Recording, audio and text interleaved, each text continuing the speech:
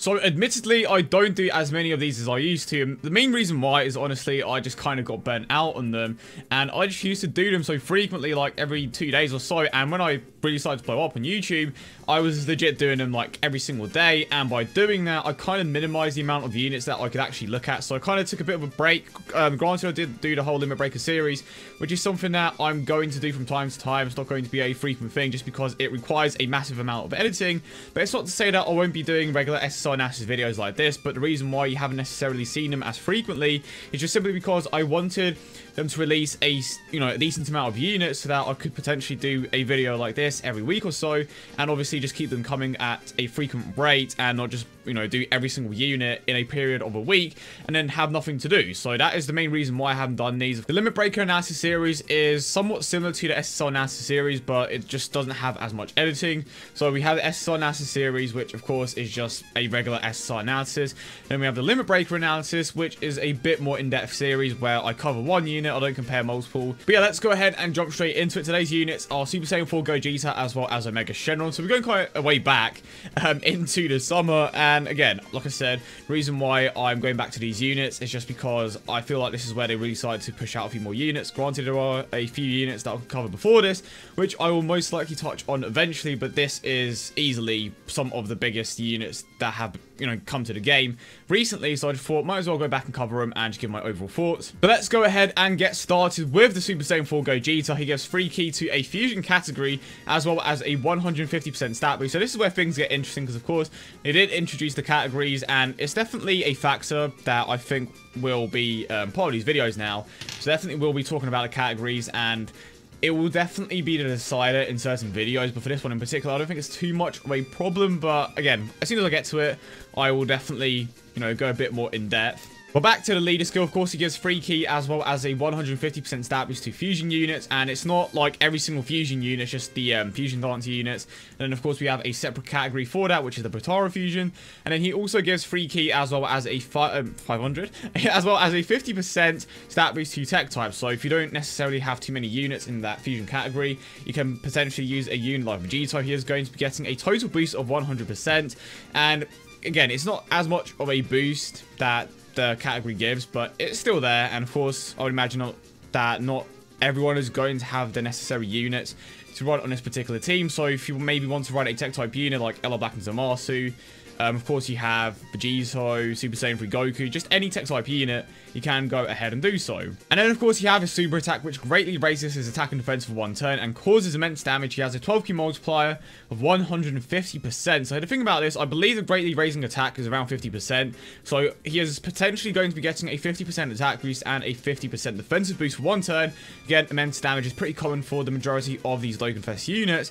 But the reason why some people tend to go with additional attack over critical hits is just, well, they tend to have a more balanced crit to additional level is because of that greatly raising attack and defense. Because if you manage to get 2 super attacks to go off, you are essentially raising your attack and defense by 100%. If that is in fact the boost that he gets, which I'm assuming it is. Granted, you have Super Saiyan 3 Gotenks, and the 11 key for that is a 100% attack boost. So I'm going to go ahead and just take a guess that at the very least, greatly raising attack, or in this case in particular, greatly raising attack and defense is around a 50% chance. So if, well, not 50% chance, but a 50% boost. So if you manage to get 2 super attacks to go off, that instantly goes up to 100%, which clearly is a very good increase. And if you can get a crit on top of that, his damage output is going to be even higher. And it also makes up for the fact that he doesn't necessarily have too many great attack links. Well, he does have good attack links, but he doesn't have as many as he could potentially could have had. But of course, if you move on to the passive, he gets a 120% attack boost, and he decreases the attack and defense of extreme type enemies by 20%. So that's not something that's actually touched on massively. The reason why I think people tend to overlook that is just because it's not a very common thing for heroes. So the fact that he actually does have it is a bit of a surprise. And again, people overlook it just because people are a bit more focused on the damage output, I believe. And of course, the fact that he can tank in certain situations, but it is there. Obviously, if you're taking on a villain event, that debuff is going to be active. He also has a high chance of evading enemy super attacks and countering with tremendous power. So high chance is around 50%, even though recently it has not gone off for me that frequently, but it's still there. And of course, you can get a crit with it if you have a high enough crit level in the potential system. And I touched on this briefly, he doesn't have as many attack links as he potentially could have had. He does have Super Saiyan, which is by far his main attack link along with the Fierce Battle link. Kamehameha, which is I mean, depending on the units that you run, it can be activated, but I don't think that's going to be a very common link. Shocking Speed, Over in a Flash, GT, and Fuse Fighter. So he just has an overwhelming amount of key links, which isn't really necessary for a unit like Super Saiyan 4 Gogeta, especially on a fusion team, because he already has Over in a Flash with Super Saiyan 3 Gotenks and Gogeta and potentially more units. He has Fierce Battle, which is a 2 key link. Again, obviously Over in Flash is a 3 key link. Shocking Speed, I feel, isn't necessary at all, because again, there aren't that many units on a tech type team with Shocking Speed or on a fusion team, so I feel like Shocking Speed is a bit of a waste in there. That could have easily been Saiyan Raw, which is a 25% attack link, and that is one of the things that could have pushed his attack even higher. But I feel like one of the main reasons why they did end up giving him that super attack mechanic that greatly raises his attack is because they didn't give him as many attack links as he potentially could have had. But you definitely can't deny how great of a unit Super Saiyan 4 Gogeta is. Easily one of the best units in the game. He may be lacking certain areas when, I mean, I say that, but at the same time, he is still going to be hitting in the millions easily. His free ability is crit, which is going to raise his damage output even higher. And that's, again, free ability. So you are always guaranteed to get that level 5 crit, which is a 10% chance. But if I was to change a single part of his card, it would definitely be the Shocking Speed link. Either give him Prepared for Battle, well, at the very least, just give him that Saiyan Raw link, or just an additional attack link to raise his damage output even more. And again, I feel like one of the main reasons why they, or certain people, decide to give him additional attack is because they want to raise his damage output even higher, and to make up for the fact that he doesn't have that Saiyan Raw link.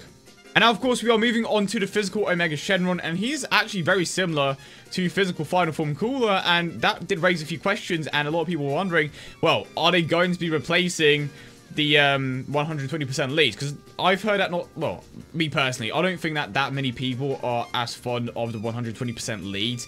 So people are like, okay, maybe they're going to go down a completely different road on the global version of the game, but it just wasn't like that at all. But yeah, the point is, physical Final Form Cooler and the Omega Shenron unit are very similar when it comes to, obviously, certain similarities of their cards. But his leader skill does give the free key as well as a 150% stat boost to a Shadow Dragon Saga team. Of course, this includes Omega Shenron himself. You have Super Saiyan 4 Gogeta, Super Saiyan 4 Vegeta, but no Super Saiyan 4 Goku, which is a bit of an odd one. And, you know, having Super Saiyan 4 Goku on this particular category would vastly improve it. He causes immense damage and greatly lowers defense. Greatly lowering defense, honestly, isn't that great, I suppose, is the best word to describe it. And the reason why is just because it doesn't make that much of a difference. You will be able to hit a bit harder, but ultimately, it doesn't make that much of a difference when it comes to your overall damage output. And like Gogeta, he does have a 120% attack boost, and he also does debuff. But the biggest difference when it comes to Omega Shenron's debuff is that it's active against all the events. It's not just against a particular boss, or in his situation, it probably would have been a hero boss. But instead, it's for all enemies, hero or villains, which is one of the advantages that he does have over Super Saiyan 4 Gogeta when it comes to that debuff. But ultimately, it's still the same percentage, and it will allow him and the other units on your team to tank a bit more consistently against all the events that you take on. And of course, the second part of his passive allows him to launch an additional attack, which is very similar to Final Form Cooler, and it has a chance to become a super attack. Of course, his free ability is the additional attack, so he potentially could get triple super attacks, and if they are all crits, you can just see the amount of damage potential when it comes to this unit in particular. But his links are Brutal Beatdown, Big Bad Bosses, Shocking Speed, GT, Fear and Face, Shadow Dragons, and Fierce Battle. So the thing about the Shadow Dragon Saga, pardon me, or the category in particular, is the fact that you could potentially run multiple Shadow Dragons, but I mean, by doing that, you are potentially missing out on a bit of damage output, just because the Shadow Dragons themselves aren't necessarily that great, apart from Omega Shenron. He has Brutal Beatdown, which I'm not too certain is a very common link when it comes to the Shadow Dragon Saga. Of course, I'm talking from an optimal standpoint. Big Bad Bosses is a 25% attack and defensive link, pardon me. So when that does activate, he is instantly going to be getting a 25% attack boost, which is bigger than any of the attack links that Super Saiyan 4 Gogeta has. Shocking Speed, again, a very common link for this team in particular. GT, Fear and Faith, which is another attack link. And this is where Omega Shenron could potentially have a bit of superiority in terms of damage when it comes to the comparison of Super Saiyan 4 Gogeta. He has the Shadow Dragon's attack link, which is a 15% attack link, and that is obviously if you choose to run a Shadow Dragon. And then on top of that, he also has Fierce Battle. They have the exact same 12 key multiplier of 150%. Super Saiyan 4 Gogeta does have a slightly higher attack stat, but overall I think that Omega Shenron is going to be hitting a bit harder depending on what he decides to run, just because he does have that additional super attack, or a potential additional super attack. But then you have Gogeta, who could potentially make up for the fact that he can't additional super attack with the fact that he does greatly raise his own attack with a super attack mechanic.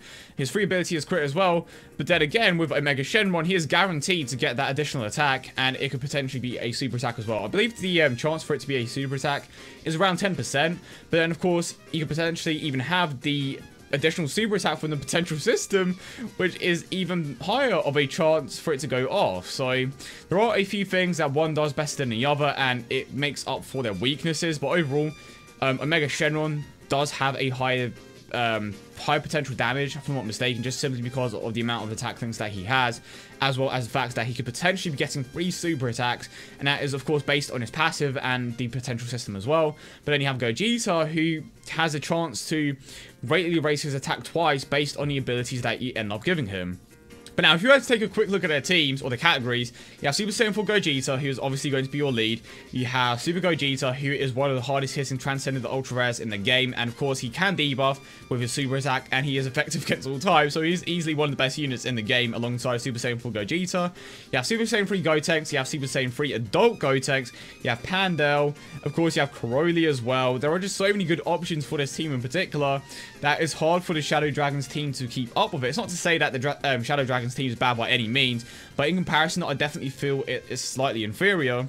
But if we were to have a look at the Shadow Dragon team, of course you have the Omega Shenron lead, Super Saiyan 4 Gogeta, Super Saiyan 4 Vegeta, which are going to be your hardest hitters. So in terms of having harder hitters, the Fusion team does have a bit of an advantage. Super Saiyan 3 Gotenks, obviously Super Gogeta as well, he's effective against all types. You have multiple extremely hard hitters in one team. It's not to say that the Omega Shenron team does not have that, but in comparison to that Fusion team, it is a bit lacking. I don't know if they're going to potentially upgrade this category in the future, but there definitely are certain units that could be put in here to improve it in the future, and obviously increase its overall damage output. And one thing that I didn't necessarily touch on when it comes to the categories is that you can definitely focus on the second part of the leader skill. For Omega Shenron in particular, he gives a total boost on a double lead of a 100% stat boost and a free key to physical type. So you can go ahead and run a Final Form Cooler, Full Power Freezer, just any of those strong physical type units if you do want to increase your overall damage output. But overall, it will be way more beneficial to just run a unit like Nova Shenron or even Sin Shenron, because they're going to be getting a total boost of 300% in comparison to the 100 for the physical type units. But just taking everything into account, the categories, just their damage output and their tanking, to be honest, both of these units are going to be able to tank relatively well. Maybe Omega Shenron will have the edge in certain occasions just because he does have Big Bad Boss's Link, which gives him a 25% attack and defensive boost. He has a debuff against all events, and of course he also has a very high defensive stat, so you could potentially have the edge in certain occasions. But then you do have Super Saiyan 4 Gogeta, who can raise his attack and defense consistently.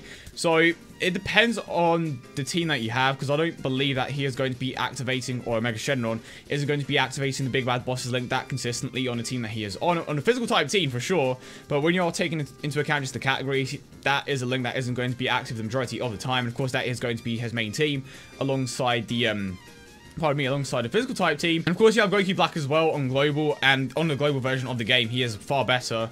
So he has Goku Black debuffing as well, which will allow him to tank even better alongside his own debuff. So there are multiple scenarios where Omega Shenron is going to be tanking better, but tanking isn't necessarily that relevant in that in his current arc, or I say arc, in his current meta. And what you should be seeing right now is their overall damage output. And shout out to the Dokkan subreddit for this, especially Mobile Man ASC. And as you can clearly tell, Super Saiyan 4 Gogeta hits like a tiny bit harder. So in terms of damage output, Super Saiyan 4 Gogeta is a superior unit, but it's just by a small amount. But it still counts, right? And I will say that overall his category is much better. You could argue that Extreme Physical is better than Super Tech, but then you have the LR Goku, who recently was given that free 100%. So there are certain situations where one team can be better than the other. But if we are talking about the main teams in the game now, which are the categories, Super Saiyan 4 Gogeta definitely wins in that aspect. He definitely wins when it comes to damage output. Defensive, it can be debated, but overall I feel like Omega Shenron is going to be better there, just because, again, high defensive stat, which, again, Gogeta does have. But yeah, Big Bad Bosses as well, and just a consistent debuffing on the particular team that he is on. But overall, I definitely believe that Super Saiyan 4 Gogeta is a superior unit, but just by a small amount. They are both incredible units, but definitely let me know your thoughts in the comment section down below. If you want to see more videos like this, again, let me know by leaving a like and just commenting in the comment section down below. But I hope you guys have a wonderful day as always, and I will see you all in the next one.